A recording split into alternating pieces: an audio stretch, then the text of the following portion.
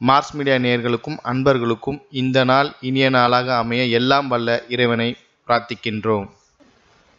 இந்த சேனல் உங்களுக்கு பிடிச்சிருந்தா மறக்காம சப்ஸ்கிரைப் பண்ணுங்க, ஷேர் பண்ணுங்க, லைக் பண்ணுங்க, கமெண்ட் பண்ணுங்க. எனதருமை மீனராசி நேயர்களே, இந்த பதிவில் நம்ம என்ன பார்க்க போறோம் அப்படின்னா, நிகழும் மங்களகரமான குரோதி வருடம் ஆணி மாத ராசி பலன். இந்த ஆணி மாசத்துல எந்தெந்த கிரகங்கள் அற்புதமான கதிர்வீச்சை உங்க மேல விட போறது, அதே சமயம் எந்தெந்த கிரகங்களோட கதிர்வீச்சு மூலமா நீங்க கவனமா இருக்கணும், பரிகாரமா என்ன பண்ணினா ரொம்ப விசேஷம் அப்படிங்கிறத பத்திலாம் நம்ம இப்ப தெளிவா பார்க்க போறோம். அதுக்கு முன்னாடி இந்த மாசத்தோட கிரக நிலைகள், சஞ்சாரங்கள், அதோட சுழற்சிகள், ஏதாவது பெயர்ச்சிகள், இதெல்லாம் பார்க்க போறோம். முதல்ல தனவாக்கு குடும்பஸ்தானமாக 2ஆம் இடத்துல 2-9 குடை அதிபதி செவ்வாய் பகவான் ஆட்சி அமைச்சு உட்கார்ந்துட்டு இருக்கார். தனவாக்கு குடும்பஸ்தானாதிபதி தனவாக்கு குடும்பஸ்தானத்திலே ஆட்சி அமைச்சு அற்புதமா உட்கார்ந்துட்டு இருக்கார். அவரே உங்களுக்கு பாக்கியாதிபதி. 11/7/2024 முதல் சகாயஸ்தானமாக 3ஆம் இடத்துக்கு வரப்போறார். சகாயஸ்தானத்துல ராசிநாதனும் ஜீவனாதிபதியுமான குரு. அந்த குரு பகவான் தனது பார்வையால் உங்களது களத்திரஸ்தானத்தையும் பாக்கியஸ்தானத்தையும் லாபஸ்தானத்தையும் பார்க்கிறார். 11/7/2024 இருந்து இந்த செவ்வாய் பகவான் அந்த குருவோட சேர்றதுனால குருமங்கள யோகம் உண்டாருது. அடுத்தபடியாக சுகஸ்தானத்துல 4-7 குடை அதிபதி புதன், 3-8 குடை அதிபதி சுக்கிரன், பகைருண ரோகாதிபதி சூரியன். இந்த 3 பேரும் இருக்காங்க 4ஆம் இடத்துல. அதே சமயம் இந்த புதன சூரியனை சேர்றதுனால புதாதித்ய யோகம் இருக்கு. 26/6/2024 முதல் புத பகவான் பஞ்சமஸ்தானமாகி 5ஆம் இடத்துக்கு வந்துடுறார். 7/7/2024 இருந்து சுக்கிர பகவான் பஞ்சமஸ்தானமாகி 5ஆம் இடத்துக்கு வந்துடுறார். அடுத்தபடியாக களத்திரஸ்தானத்துல கேது பகவான் குரு பகவானின் பார்வையை பெற்று சஞ்சாரம் பண்றார். ஜென்ம ராசியில ராகு பகவான் உட்கார்ந்து உங்களுக்கு மாவரைச்சுட்டு இருக்கார். கரெக்டா? விரய ராசியில சனீஸ்வர பகவான் 11-12 குடை அதிபதி, லாபாதிபதி, விரயாதிபதி. இந்த சனீஸ்வர பகவான் உங்களோட விரயராசியான 12ஆம் இடத்துல இருக்கார். 19/6/2024 முதல் இந்த சனீஸ்வர பகவான் வக்ரகதி அடைகிறார். இதுதான் இந்த மாசத்தோட கிரக சஞ்சாரங்கள், சுழற்சிகள், பெயர்ச்சிகள். அந்த வகையில இந்த ஆணி மாதம் உங்களுக்கு எந்தெந்த பலன்களை கொடுக்க போறதுங்கிறத பார்ப்போம். முதல்ல தனவாக்கு குடும்பஸ்தானத்துல 2-9 குடை அதிபதி செவ்வாய் சூப்பரா உட்கார்ந்துருக்காரு. தனவரம் வந்துட்டே இருக்கா இல்லையா? வந்துட்டு இருக்கு. எவ்வளவுக்குள்ள உழைக்கிறாலும் அது கண்டிப்பா வருது. அதாவது வீண் உழைப்பு அப்படின்னா இல்லை, கடுமையா உழைக்கிறீங்க, அந்த உழைப்பு வீண் போகாம உங்களுக்கு வரவு வந்துட்டு இருக்கு. அதே மாதிரி தந்தையார் ஆதரவா இருக்கார். சில பேருக்கு பாத்தீங்கன்னா தந்தையாரோட பூர்வீக சொத்துக்கள் உங்க கைக்கு வந்திருக்கு. சில பேருக்கு வரல, அது இப்ப வரும். அதே மாதிரி இந்த அனுபவிக்கக்கூடிய ஒரு பாத்தியதெல்லாம் இப்ப கிடைக்கும். சீருடை பணியாளர்களாகிய காவல், இராணுவம், தீயணைப்புத்துறை, மருத்துவத்துறையில் வேலை பார்க்கும் அன்பர்களுக்கு எதிர்பார்க்கும் இடமாற்றம், பதவி மாற்றம், பதவி உயர்வு, சம்பள உயர்வு அருமையாக, மிக அருமையாக கண்டிப்பாக கிடைக்கும். அடுத்தபடியா 11/7/2024 இருந்து இந்த செவ்வாய் பகவான் எங்க வரப்போறான்னு பாத்தீங்கன்னா 3ஆம் இடமாகிய சகாயஸ்தானத்துக்கு வந்ததுல இருந்து அடி தூள் தான். அதாவது ஒவ்வொரு வேலையும் எப்படி தெரியுமா நீங்க செய்வீங்க, அதெல்லாம் நீங்க செஞ்சு பாருங்க, அப்பதான் உங்களுக்கு தெரியும். ஏன்னா அந்த இடத்துல உங்களோட முயற்சிகள் வீண் போகாது, உங்களோட கணிப்புகள் வீண் போகாது, உங்களோட உத்வேகம் வீண் போகாது. அதே மாதிரி எல்லாத்துலயும் உங்களுக்கு ஒரு வேகம் கண்டிப்பாக கிடைக்கும். விவேகமான ஒரு மாற்றங்கள் உங்களுக்கு கண்டிப்பா வரும். இளைய உடன்பிறப்புகள் அனுகூலமாக இருப்பார்கள். அதே மாதிரி அரசியல்வாதிகளுக்கு ஒரு முக்கியமான ஒரு திருப்பங்கள் கண்டிப்பாக கிடைக்கும். அரசாங்கத்துறையில் இருக்கிறவாளுக்கும் கண்டிப்பா ஒரு நன்மைகள் கிடைக்கும். அடுத்தபடியா 3ஆம் இடமாகிய சகாயஸ்தானத்துல உங்களது ராசிநாதனும் ஜீவனாதிபதியுமான குரு சில நேரங்களில் சில குழப்பங்களை உடன்பிறப்புகள் மூலமா கொடுக்குறார். ஆனா அதே நிவர்த்தி பண்றார்.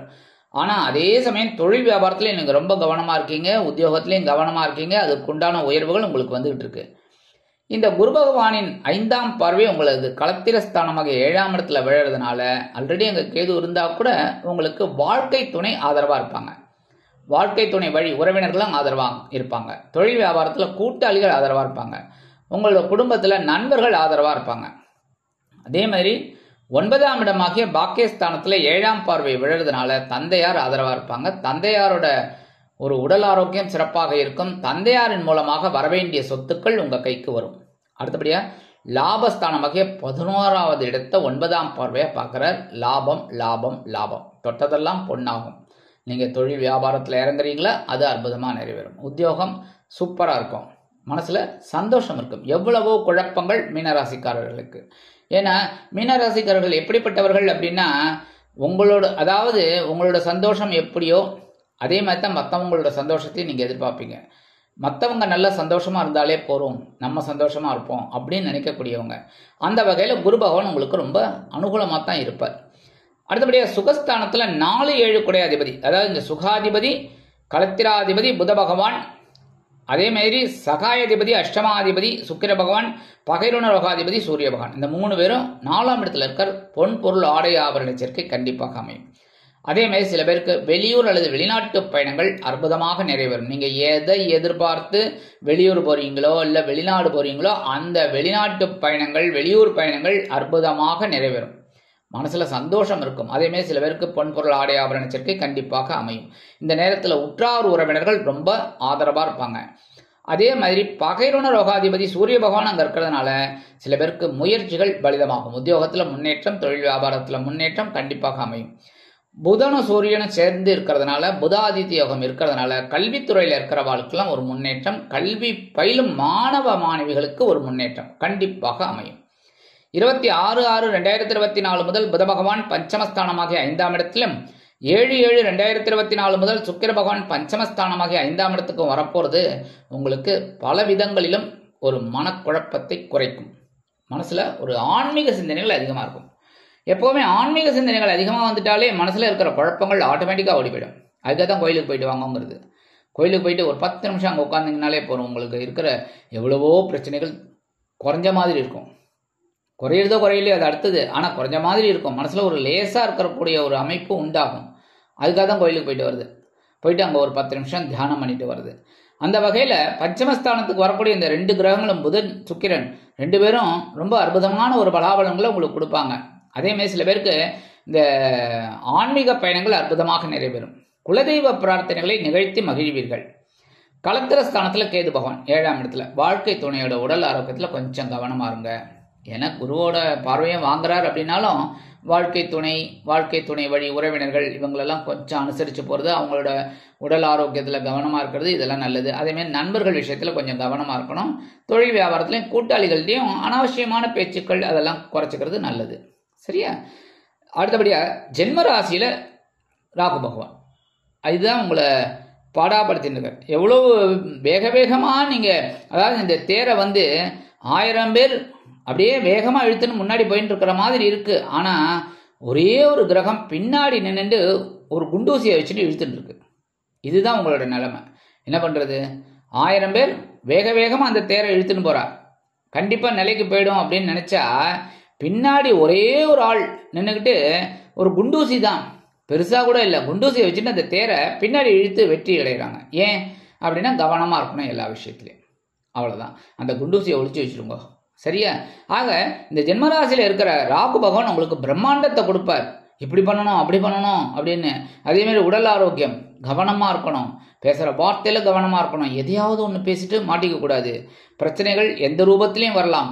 அதனால கவனமாக இருக்கிறது நல்லது. முக்கியமாக எல்லா விஷயத்திலும் குடும்ப விஷயத்தில் ரொம்ப கவனமாக இருக்கணும்.